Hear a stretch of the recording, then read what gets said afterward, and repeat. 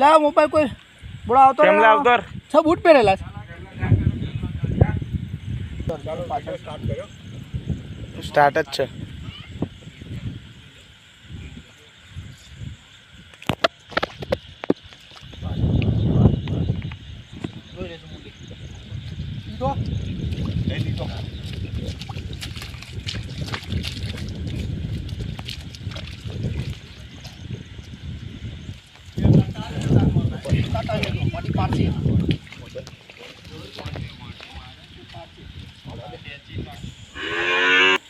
એમાં નહીં જાય ડોક્ટર.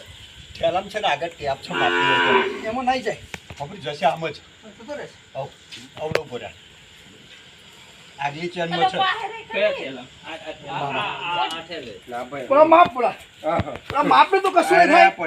માપ ના ફિમેલ છે કે મેલ છે? લે ફિમેલ છે. વિપુલ લાયા પાય ઉભા રહે ફિમેલ છે. વિડિયો બનાવો.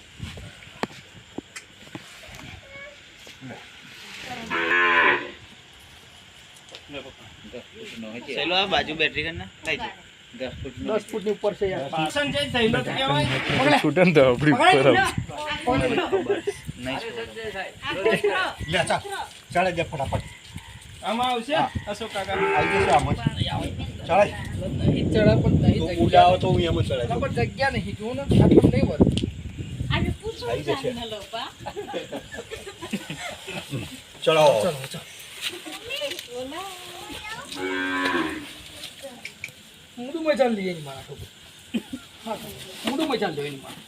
બસ મને તો મજા છોડતા ના ચડાવી લે છોડો ને તારે કહેજો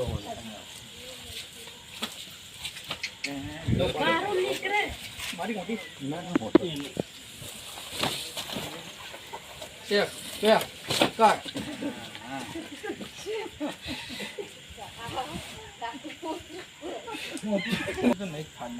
અહીં ગોકળા રૂમમાં મેં એ ટાઈટ થઈ ગયો.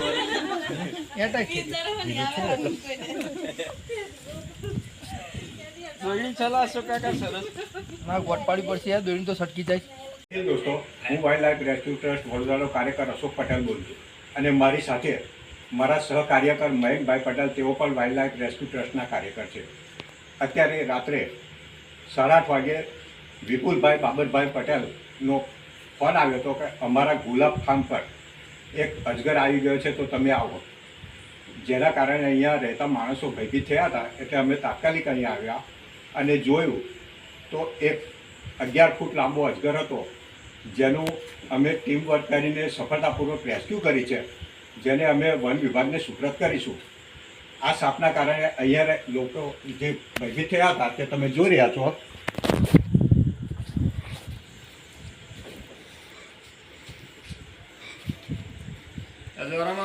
વાંધો નહીં.